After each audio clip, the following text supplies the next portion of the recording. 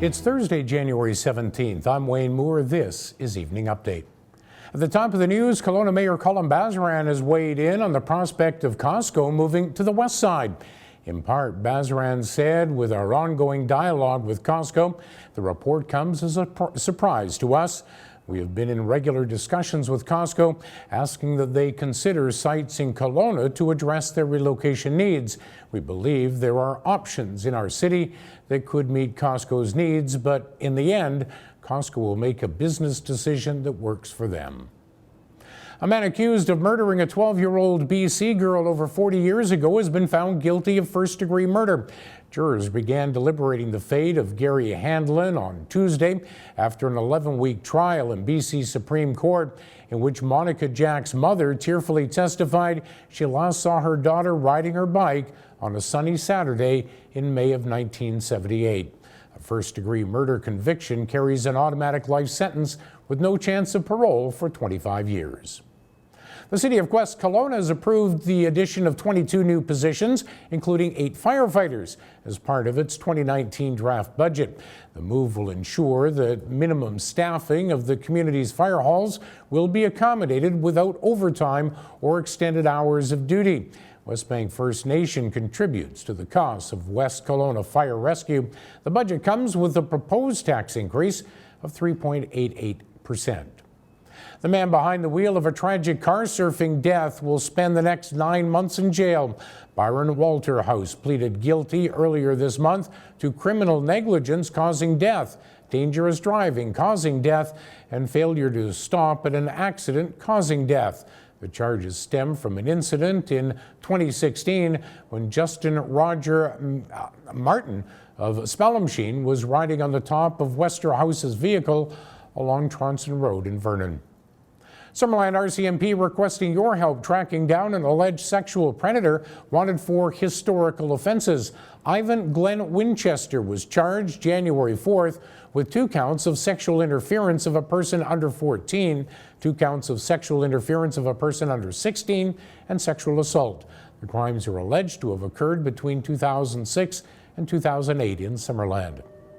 Castanet News has learned the legal wrangling over the Kin racetrack is over.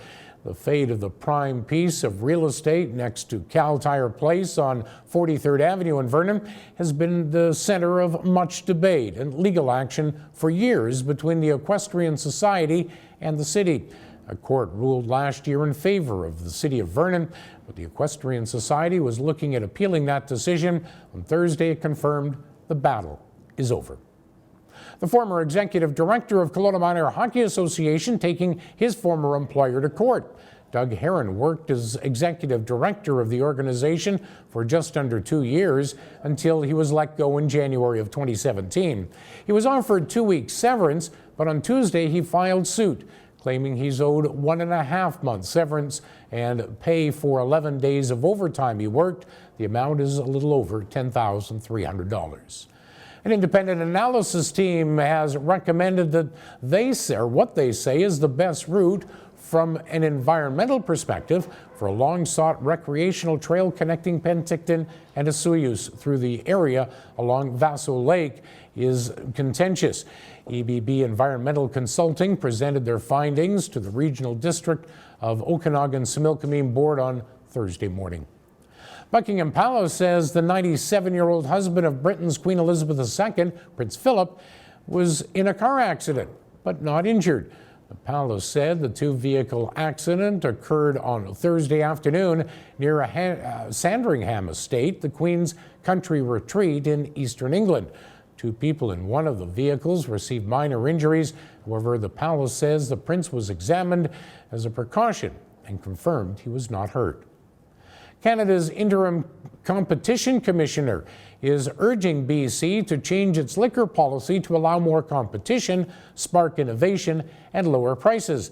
In an open letter to Attorney General David Eby, Matthew Boswell says the province's current policy restricts competition, raises consumer prices, and limits access to specialty products.